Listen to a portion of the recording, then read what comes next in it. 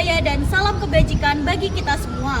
Perkenalkan, kami dari kelompok 6 HKI akan memaparkan materi terkait indikasi geografis.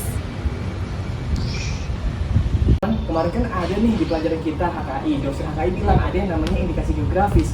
Menurut teman-teman, ada ingat nggak sih indikasi geografis itu apa? Kemarin tuh aku nyatet, tapi aku kayaknya lupa deh.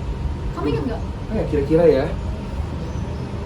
Indikasi geografis adalah suatu tanda yang menunjukkan daerah asal suatu barang atau produk yang karena faktor lingkungan geografis termasuk faktor alam, faktor manusia, atau kombinasi dari kedua faktor tersebut memberikan kualitas, karakteristik tertentu pada barang dan atau produk yang dihasilkan.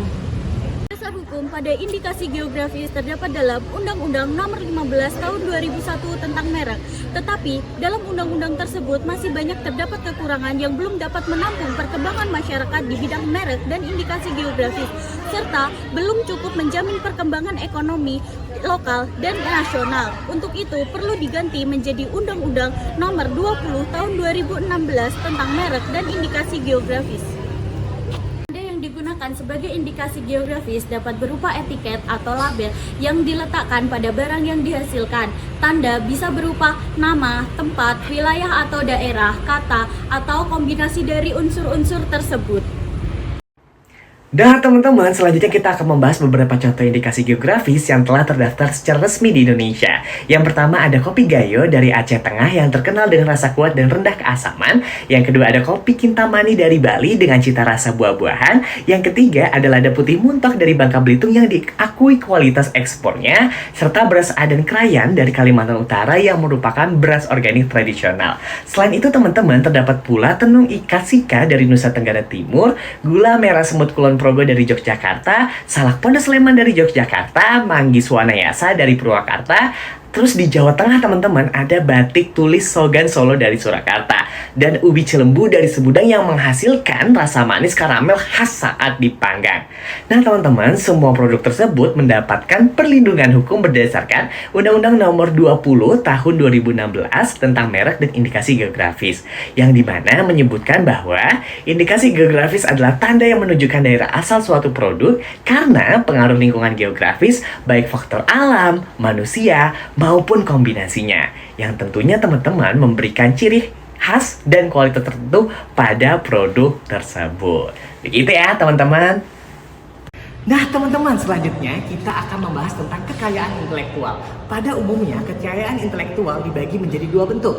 Yang pertama kekayaan intelektual personal dan yang kedua kekayaan intelektual komunal. Yang pertama, kekayaan intelektual personal merujuk pada hak eksklusif yang diberikan kepada individu dengan atas dasar hasil ciptaan maupun karyanya yang bersifat original maupun bernilai ekonomi, seperti hak cipta, paten, merek, dan desain industri. Di mana dalam positif hukum Indonesia diatur dalam Undang-Undang Nomor 28 Tahun 2014 tentang hak cipta dan Undang-Undang Nomor 13 Tahun 2016 tentang paten. Daripada pemiliknya ini teman-teman memiliki kontrol penuh untuk mengeksploitasi segala bentuk hasil ciptaan, karya maupun investasinya dengan tujuan komersil dalam jangka waktu tertentu. Yang kedua yaitu kekayaan intelektual komunal, di mana merujuk pada ekspresi budaya tradisional, pengetahuan lokal, dan sumber daya genetik yang bersifat kolektif yang dimiliki secara penuh oleh masyarakat adat maupun komunitas lokal, di mana pengakuannya tersebar dalam Undang-Undang Nomor 5 Tahun 2017 tentang Pemajuan Kebudayaan dan Peraturan Menteri Hukum dan HAM tentang indikasi geografis. Nah teman-teman, sayangnya perlindungan hukum kekayaan intelektual komunal masih lemah karena belum ada instrumen hukum yang mengatur secara menyeluruh atau penuh. Sehingga teman-teman diperlukan adanya reformasi hukum untuk mengatur dan menegaskan pengaturan secara kolektif dan peran daripada masyarakat maupun komunitas dalam mengelola hak budaya secara adil dan berkelanjutan atau sustainable. Selanjutnya berkaitan dengan objek dari indikasi geografis. Yang pertama tentunya ada tanda asal geografis, dilanjutkan pada barang atau produk khas daerah, kemudian ada karakteristik dan kualitas produk, Lebih lanjut, reputasi yang telah terbentuk di masyarakat, serta yang tidak kalah pentingnya adalah sistem mutu dan tata cara produksi. Sifat kepemilikan indikasi geografis bersifat komunal atau kolektif, bukan individual. Artinya, hak atas indikasi geografis yang dimiliki oleh komunitas atau kelompok pelaku usaha yang memproduksi barang dengan karakteristik khas wilayah geografis tertentu. Kedua, tidak dapat dipindah tangankan. Berbeda dengan hak kekayaan intelektual lainnya seperti merek dagang, hak atas indikasi geografis tidak dapat dijual atau diwariskan secara individual karena terkait dengan lokasi geografis dan ketentuan produksi.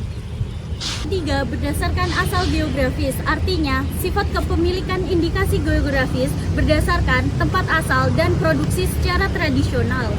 Yang keempat, dilindungi hukum secara kolektif, artinya perlindungan diberikan kepada seluruh komunitas yang memproduksi barang sesuai dengan ketentuan indikasi geografis. Sengketa biasanya dilakukan oleh lembaga asosiasi atau lembaga perlindungan produsen. Teman selanjutnya berkaitan dengan syarat-syarat dari indikasi geografis. Yang pertama, tentunya hanya dapat diajukan oleh para pihak kolektif. Dalam hal ini, pengaju hanya dapat dilakukan oleh para kelompok, komunitas, koperasi, asosiasi, ataupun lembaga yang mewakilkan komunitas mereka untuk memproduksi barang tersebut. Hal ini mencerminkan bahwasannya syarat dari indikasi geografis harus bersifat komunal yang tidak dapat dimiliki oleh secara individu. Kemudian yang kedua berkaitan dengan indikasi geografis. Dalam hal ini, produk harus memiliki kualitas, karakteristik, ataupun mutu yang memiliki kaitan dengan indikasi geografis. Hal ini bisa berfaktor dari alamiah, yakni iklim ataupun tanah, dan atau secara manusiawi, yakni secara teknis perancangan ataupun pengetahuan tradisional. Kemudian lebih lanjut untuk berkaitan dengan dokumen-dokumen spesifikasi yang dibutuhkan para pemohon ketika ingin mengajukan, yang pertama adalah berkaitan dengan nama indikasi geografis dan nama produk yang akan diajukan, kualifikasi dari barang tersebut, dilanjutkan pada unsur dari indikasi geografis, dilanjutkan pada batasan-batasan wilayah geografis, serta adanya sejarah, mutu, dan lain-lainnya. Berkaitan dengan pemeriksaan baik secara substantif ataupun administratif. Dalam hal ini, kelayakan suatu produk akan dinilai dan juga diperiksa oleh lembaga terkait. Lembaga terkaitnya ini adalah DJKI atau yang bisa kita kenal sebagai Direktorat Jenderal Kekayaan Intelektual. Hal ini nantinya DJKI memiliki tim ahli untuk menentukan baik dari segi substantif ataupun administratif terkait dengan kelayakan suatu produk, sehingga nantinya produk yang akan diperiksa tersebut tidak melanggar ketentuan umum ataupun perundang-undangan. Yang kelima, berkaitan dengan masa pengajuan keberatan bagi pemohon. Dalam hal ini, apabila sebuah penilaian ataupun pemeriksaan yang dilakukan oleh Direktorat Jenderal Kekayaan Intelektual tidak sesuai ekspektasi ataupun sesuai dengan kemauan dari pemohon, maka pemohon dapat mengajukan keberatan kurang lebih selama 3 bulan sejak produk tersebut diberitakan pada berita resmi indikasi geografis. Terakhir, namun tidak kalah pentingnya, apabila tidak adanya suatu keberatan ataupun tidak adanya permohonan lagi dari pemohon, maka secara tidak langsung indikasi geografis atas produk tersebut sudah memiliki sertifikat dan juga diterbitkan dan juga tentunya dilindungi oleh hukum secara pasti. Selanjutnya, tata cara permohonan indikasi geografis dan jangka waktu perlindungannya. Indikasi geografis dilindungi selama terjaganya reputasi, kualitas, dan karakteristik pada suatu barang.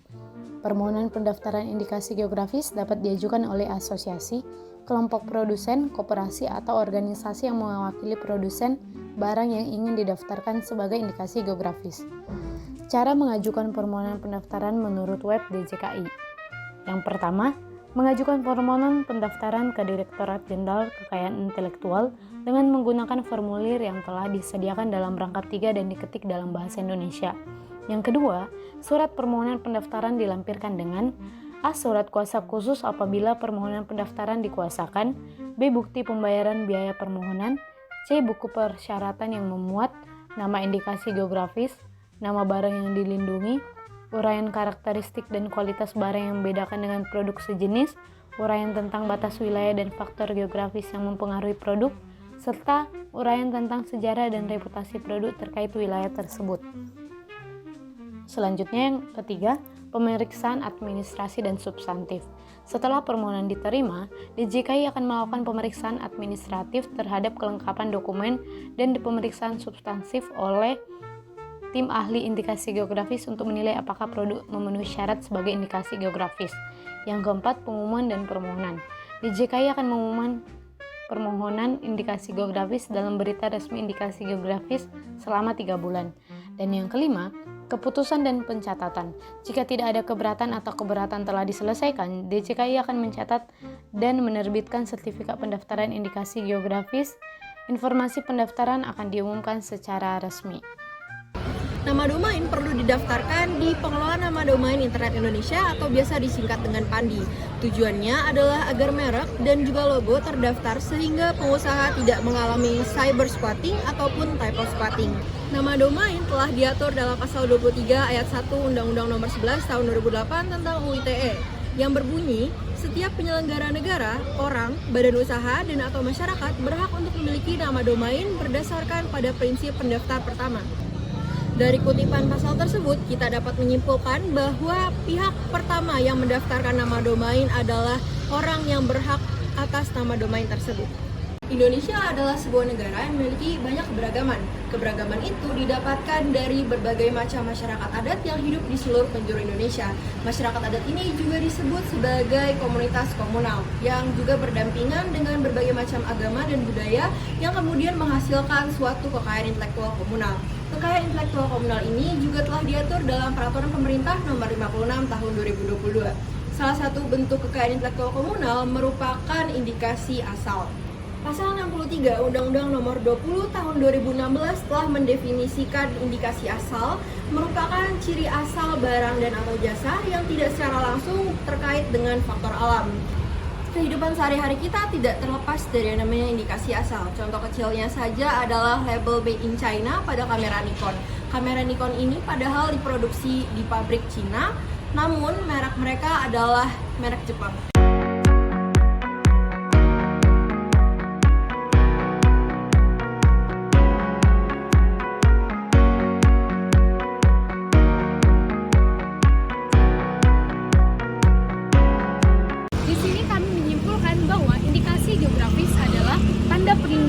Produk khas suatu daerah seperti kopi Gayo dan batik Solo karena memiliki integritas dan kualitas yang unik yang berasal dari lingkungan alam dan budaya setempat. Berbeda dengan hak cipta biasa, indikasi geografis memiliki sifat komunal dan tidak bisa dimiliki pribadi. Perlindungan hukum indikasi geografis tentu sangat penting, yaitu untuk menjaga kearifan lokal, mencegah penyalahgunaan dari pihak luar, dan tentunya menjaga daya saing produk daerah. Jadi, indikasi geografis bukan soal produk, tetapi juga soal identitas dan kebanggaan suatu daerah. Terima kasih.